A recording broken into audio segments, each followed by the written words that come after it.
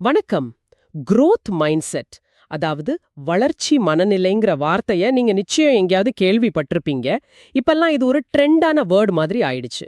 ஆனா carol டுவெக்கோவோட mind set புத்தகத்துல இருக்கிற ஆழமான உளவியல் உண்மைகளும் நாம பலபொழுதும் தப்பா புரிஞ்சுக்கிட்ட விஷயங்களும் நிறைய இருக்கு.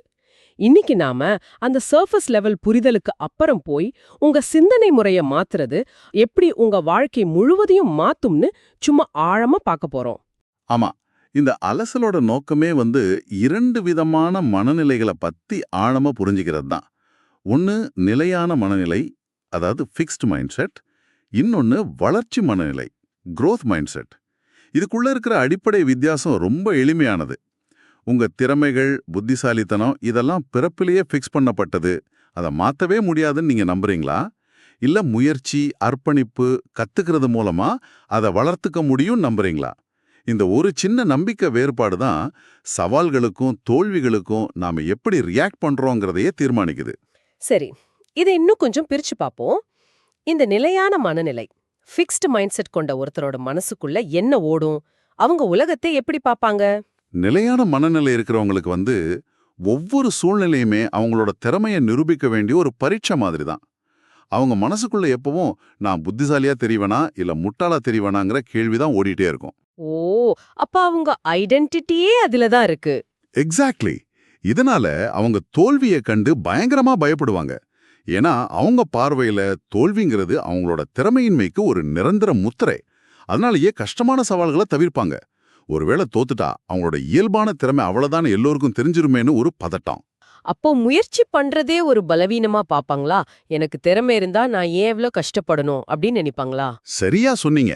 அவங்க லாஜிக் அதுதான். முயற்சிங்கிறது திறமை இல்லாதவங்க செய்யற ஒரு விஷயம்னு நினைப்பாங்க. இதனால யாராவது அவங்க வேலையில ஒரு குறைய சொன்னா அது ஒரு பர்சனல் அட்டாக்கா எடுத்துக்குவாங்க. தங்களை மேம்படுத்திக்க ஒரு வாய்ப்பா பார்க்காம தங்களோட பலவீனம் வெளியில தெரிஞ்சிருச்சுன்னு வருத்தப்படுவாங்க. இது அவங்களோட வளர்ச்சியை மொத்தமா தடுத்துரும். இதுக்கு நேர்மாறா வளர்ச்சி மனநிலை எப்படி வேலை செய்யுது? அவங்க மனசுக்குள்ள என்ன ஓடும்? வளர்ச்சி மனநிலை கொண்டவங்களுக்கு அவங்களோட தற்போதைய திறமைகள் வெறும் ஒரு ஸ்டார்டிங் பாயிண்ட் தான். அவங்க சவால்களை பார்க்கும்போது ஐயோ தோத்துட்டா என்ன பண்றதுன்னு பயப்பட மாட்டாங்க. பதிலா ஓ இதிலிருந்து நாம என்ன கத்துக்கலான்னு தான் பார்ப்பாங்க. அவங்களுக்கு தோல்விங்கிறது ஒரு ஃபுல் ஸ்டாப் கிடையாது. அது கத்துக்கிற பாதையில ஒரு படி. ஒவ்வொரு செட்பேக்கும் அவங்கள இன்னும் புத்திசாலியாவும் திறமையானவங்களாவும் மாத்துதுன்னு உறுதியா நம்புவாங்க. இருங்க, ஆனா இதுல ஒரு சின்ன கேள்வி. நான் முயற்சி செஞ்சா ஒரு நல்ல சமையல்காரர் ஆகலாம், ஆனா நான் மைக்கேல் ஜார்டன் ஆக முடியாதே. பிறவி திறமைக்கு ஒரு பங்கு இல்லவே இல்லையா? ரொம்ப முக்கியமான கேள்வி இது. வளர்ச்சி மனநிலைங்கிறது பிறவி திறமையே இல்லைன்னு சொல்றது கிடையாது. நிச்சயம் சிலருக்கு சில விஷயங்கள்ல இயல்பாவே ஒரு ஆர்வம், ஒரு தொடக்க புள்ளி இருக்கலாம். ஆனா வளர்ச்சி மனநிலை சொல்றது என்னன்னா, அந்த தொடக்க புள்ளி மட்டுமே வெற்றியை தீர்மானிக்காது. திறமைங்கிறது ஒரு விதை மாதிரி தான். அத முயற்சிங்கிற உரம் போட்டு வளர்த்தாதான் அது பெரிய மரமா மாறும். ஓகே. வெறும் ஒரு நல்ல எண்ணம் மட்டும் இல்ல, இதுக்கு பின்னாடி சயின்ஸ் இருக்கு. நியூரோபிளாஸ்டிசிட்டி அப்படின்னு ஒரு விஷயம் இருக்கு. நாம புதுசா கத்துக்க முயற்சி செய்யும்போது, கடினமா உழைக்கும்போது நம்ம மூளையில இருக்கிற நரம்பியல் இணைப்புகள் உண்மையிலே வலுப்பெறுது, புது இணைப்புகள் உருவாகுது. அப்போ நம்ம மூளை ஒரு தசை மாதிரி பயிற்சி செய்ய செய்ய அது வலுவாகும். அதேதான். வளர்ச்சி மனநிலைங்கிறது நம்ம மூளையோட இந்த திறனை நம்புறது தான். ஓகே, இந்த நியூரோபிளாஸ்டிசிட்டிங்கிற விஷயம் இந்த கான்செப்ட்க்கு ஒரு பெரிய அறிவியல் ஆதாரத்தை கொடுக்குது. சரி, இந்த மனநிலைகள் நிஜ வாழ்க்கையில, உதாரணமா விளையாட்டுத் துறையில எப்படி வெளிப்படுதுன்னு பார்க்கலாமா? விளையாட்டுத்துறை இதுக்கு ஒரு அருமையான களம். டென்னிஸ் வீரர் ஜான் மெக்கென்ரோவை எடுத்துக்கலாம். அவர் ஒரு அபாரமான திறமைசாலி. ஆனா ஒரு மேட்ச்ல தோத்துட்டா அவர் நடுவர குறை சொல்லுவாரு, மோசமான வானிலையை குறை சொல்லுவாரு, இல்லனா அதிர்ஷ்டம் இல்லைன்னு சொல்லுவாரு. எதையாவது ப்ளேம் பண்ணுவாரு. ஆமா, தன்னோட தோல்விக்கு எந்த பொறுப்பையும் ஏத்துக்க மாட்டாரு. ஏன்னா அவரோட நிலையான மனநிலையில தோல்விங்கிறது நான் திறமை இல்லாதவன்னு சொல்றதுக்கு சமம். அது அவரால தாங்கிக்க முடியல. இதுக்கு எதிர் உதாரணம் யாரு? Michael Jordan. கூடைப்பந்து ஜாம்பவான் மைக்கேல் ஜார்டன். அவரோட ஹைஸ்கூல் கூடைப்பந்து அணியிலிருந்தே நீக்கினாங்க. ஒரு நிலையான மனநிலை கொண்டவர் இதோட உடைஞ்சு போயிருக்கலாம். ஆனா ஜார்டன் என்ன செஞ்சார்? அந்த தோல்வியே ஒரு மோட்டிவேஷனா எடுத்துக்கிட்டார். தினமும் காலையில எல்லோரும் வர்றதுக்கு முன்னாடி பயிற்சி செய்ய ஆரம்பிச்சார். அவரே சொல்லியிருக்கார், நான் என் வாழ்க்கையில ஆயிரக்கணக்கான ஷாட்களை தவற விட்டுருக்கேன், நூற்றுக்கணக்கான போட்டிகள்ல தோத்துருக்கேன்.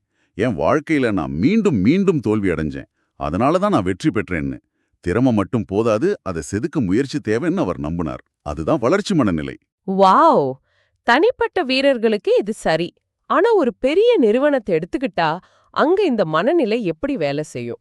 ஒரு கம்பெனிக்கு ஒரு மனநிலை இருக்க முடியுமா? நிச்சயம் இருக்க முடியும். ஒரு நிறுவனத்தோட கல்ச்சரே அதோட மனநிலையத்தான் பிரதிபலிக்குது. இதுக்கு ஒரு மோசமான உதாரணம் என்ரான் நிறுவனம். அங்க ஒரு திறமைசாலிகள் கலாச்சாரம் இருந்துச்சு. நீங்க இயல்பாவே புத்திசாலியா இருக்கணும். தப்பு செஞ்சா அது உங்களோட திறமையின்மைக்கு அடையாளம். அப்போ எல்லாரும் தங்களை பெர்ஃபெக்ட்டா காட்டிக்க முயற்சி பண்ணுவாங்க. ஆமா, இதனால ஊழியர்கள் அவங்களோட தவறுகளையும் பலவீனங்களையும் மறைக்க ஆரம்பிச்சாங்க. யாருமே உதவி கேட்கல, ஏன்னா உதவி கேட்டா அவங்க திறமை இல்லாதவங்கன்னு முத்திர குத்திடுவாங்க. இந்த பயம் கலந்த சூழல் தான் கடைசியில அந்த நிறுவனம் மிகப்பெரிய மோசடிகள்ல ஈடுபட்டு வீழ்ச்சி அடைய ஒரு முக்கிய காரணமா இருந்துச்சு.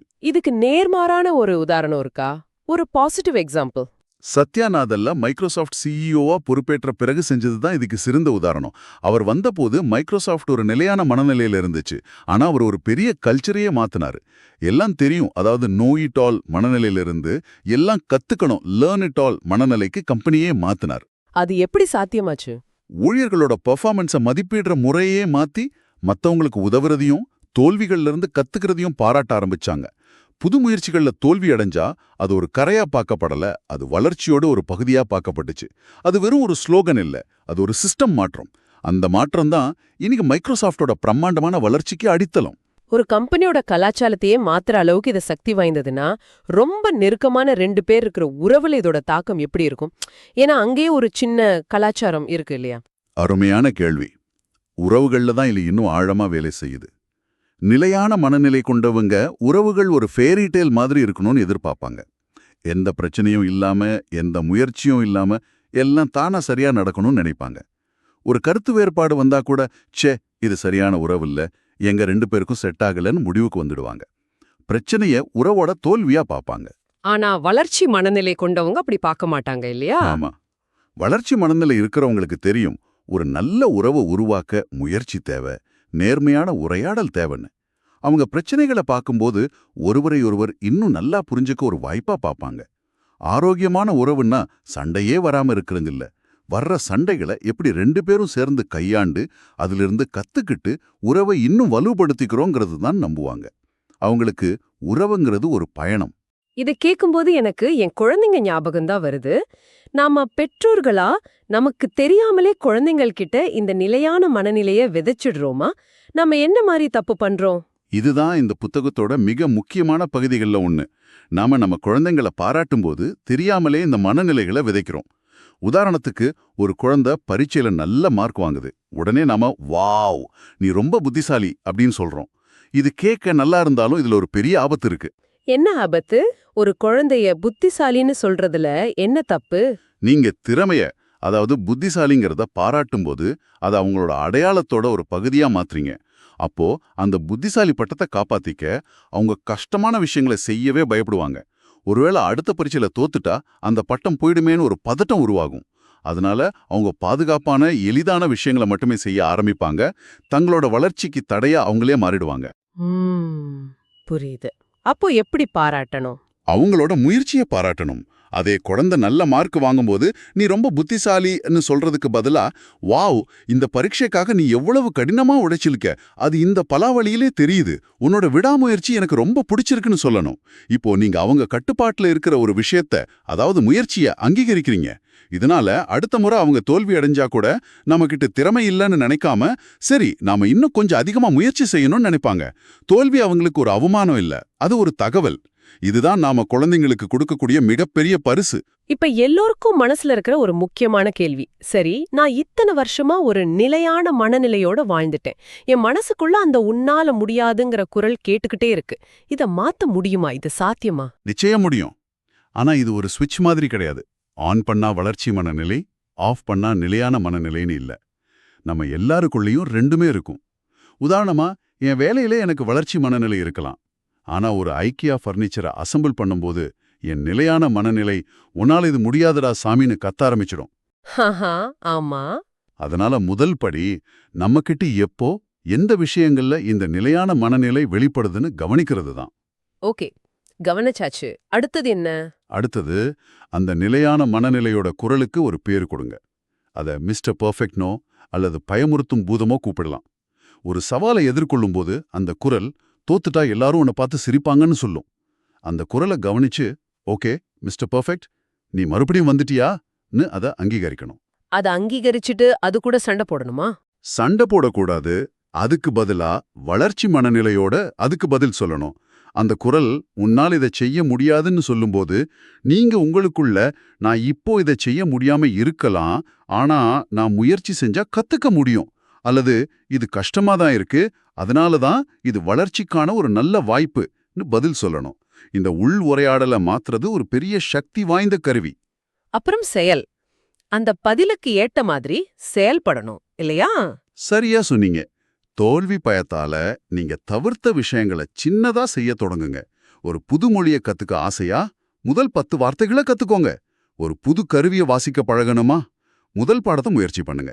தோல்வியை ஒரு கற்றல் அனுபவமா பார்க்க பழகணும். தாமஸ் எடிசன் சொன்னது மாதிரி தான், நான் தோற்கவில்லை, வேலை செய்யாத 10,000 வழிகளை கண்டுபிடித்தேன், ஒவ்வொரு தவறிலிருந்தும் கத்துக்கிட்டு முன்னேறி போயிட்டே இருக்கணும்.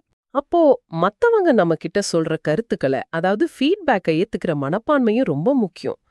நம்ம நிலையான மனநிலை இருக்கும்போது யாராவது குறை சொன்னா கோபம் வருமே. ஆமா. பின்னூட்டங்களை, அதாவது மத்தவங்க சொல்ற கருத்துக்களை தனிப்பட்ட தாக்குதலா பார்க்காம நம்மள மேம்படுத்திக்க உதவும் ஒரு பரிசா பார்க்கணும். முடிவுகளை மட்டும் கொண்டாடாம அதற்காக நாம எடுக்கிற முயற்சியை கொண்டாடணும். இந்த மனநிலை மாற்றம் நம்மளோட முழு திறனையும் வெளிக்கொணர நிச்சயம் உதவும். இது ஒரே நாள்ல நடக்காது. இது ஒரு பயணம். இன்னைக்கு நாம பேசுனதிலிருந்து நிலையான மனநிலை நம்மை ஒரு சின்ன வட்டத்திற்குள் சிறைப்படுத்துகிறது, ஆனா வளர்ச்சி மனநிலை முடிவில்லாத சாத்தியங்களுக்கான கதவை திறக்கிறது என்பது ரொம்ப தெளிவா புரியுது. இதிலிருந்து நாம எடுத்துக்க வேண்டிய மிக முக்கியமான பாடம் என்னன்னா, வெற்றிங்கிறது பிறவில வர்ற திறமையால மட்டும் தீர்மானிக்கப்படுறதில்ல. அது நம்ம போடுற முயற்சி, தோல்வியிலிருந்து கத்துக்கிற பாடம், அப்புறம் நம்மளால வளர முடியுங்கிற நம்பிக்கை, இது எல்லாத்துலயும் தான் அடங்கியிருக்கு. இப்போ நீங்க உங்களையே கேட்டு எடுக்க வேண்டிய ஒரு கேள்வி வைக்கிறேன். உங்கள் வாழ்க்கையில எந்த ஒரு குறிப்பிட்ட பகுதியில, அது உங்க வேலையா இருக்கலாம், உறவுகளா இருக்கலாம், அல்லது ஒரு புது திறமையை கத்துக்கிறதா இருக்கலாம், எந்த பகுதியில உங்கள் நிலையான மனநிலையின் குரல் மிகவும் ஓங்கி ஒலிக்கிறது? அந்த குரலுக்கு நீங்கள் பதிலளிக்கக்கூடிய முதல் வளர்ச்சி மனநிலை பதில் என்னவாக இருக்கும்? அதை பற்றி சிந்தியுங்கள். அந்த ஒரு சிறிய சிந்தனை மாற்றம் ஒரு பெரிய பயணத்திற்கான முதல் படியாக இருக்கலாம்.